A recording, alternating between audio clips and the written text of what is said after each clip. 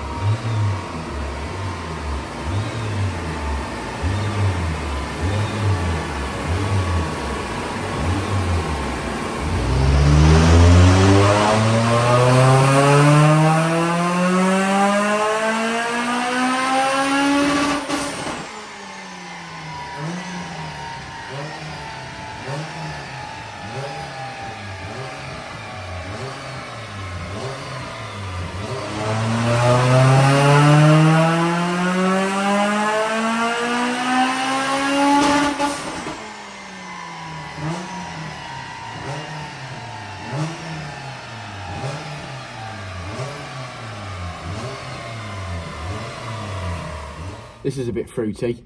Yeah, fruity. Fruity. I'm holding onto this rolled cage. It's fought us a little bit, this car, isn't it? I think, to be fair. It's to be honest, it's a very weird setup. I don't know if we've touched on it already in the video, but we'll go again.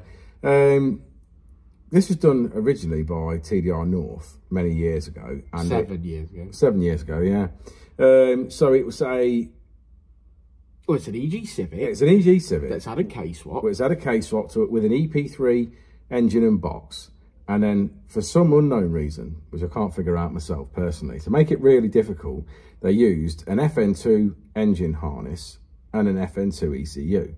I believe it was so they could obviously have the switchable maps. It's pretty clever, that, to be fair. Yeah, and the no lift shift and all the features you get with the ECU tech. So I think that's what they did it for. But obviously, it overcomplicated things massively. Now, that car was NA originally when that was done.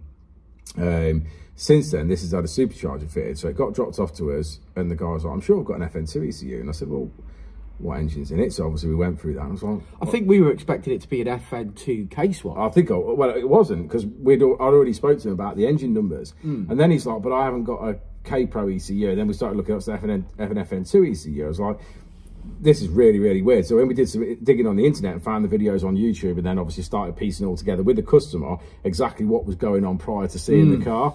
So yeah, okay, fair enough. So I said, well, if it's been tuned on Ecutek, then we can tune it on Ecutek. It's as simple as that. Indeed, we can. Yeah, it wasn't quite that simple, was it? It was a bit of a pain. I think the thing is, it was a bit of a pain in the bottom. It can be tuned on Ecutek, but it doesn't. Whilst it's got switchable maps and auto blip down throttle and all that, it hasn't quite got the brain cells, has it? It hasn't got all of the things that an FN2's got. So certain parts of it are obviously still, it's still looking for. Yeah. So for example, the wideband doesn't appear to work and log with the ECU. The MAF sensor has obviously been removed and it's working on obviously speed density, which is fair enough, I get that. But obviously I just feel like we did. Racing circuits now make a loom, don't they, to do an FN2 engine? That's who made this. In this originally, yeah, originally. Pablo. Yeah, so I think that if it was an FN2 engine in here with an FN2 ECU, I think it would have been a lot more plain sailing, for sure. So yeah, it's been a little bit of a fight. We did have it on the dyno. We started tuning, didn't we? And had a few teething issues. And then we had a catastrophic oil leak. The customer had a local garage to him put a brass T-piece in to run his oil pressure gauge and his oil pressure switch, and that decided to snap off. Whether they'd over tightened it or what, I don't know. Made a mess. They did make a mess, and made me and Dan poo our pants almost instantaneously. So obviously it was turned off. I took it off the dyno, fixed that problem, and we've gone back on today and finalised. So I think it's done well. I think we finished on 350 or just shy of 350. Yeah. 347. I'm calling it 350. Yeah, so I'm really happy with that. I think it runs nice. It'd be so quick in this. Yeah, it'd be quick in this car. Just a little bit of case of road testing on this car because I had to do a lot more work for cruise fueling and things like that. Obviously, having bigger injectors in there and having no secondary controls in place. We're going to take it out on the road and drive it a little bit more and just make sure everything's okay. But for where we are now and wide open throttle on the dyno, we're sort of finished with this car. Should we have a look at that graph? Let's go look at that graph. And there it is. And it's one hell of a slope. Check that out. Yes, power-wise, 347.5 brake horsepower, 306 wheel horsepower. And it is, well, it is a little bit of a monster, ain't it? It's a bit of a beastie. As you can see, Richard's modified some boost pipe work, etc. that he's made, and his induction kit and things like that. So we finished it off and it got tuned, and all in all, a great result, really great result, and looking forward to the customer driving it. So thanks for sticking around to the end of the video, guys. Like and subscribe and all that jazz. This one's off out on the road, so let's hope the weather's good, and we'll see you all on the next one. I said it before and I'll say it again. Life moves pretty fast.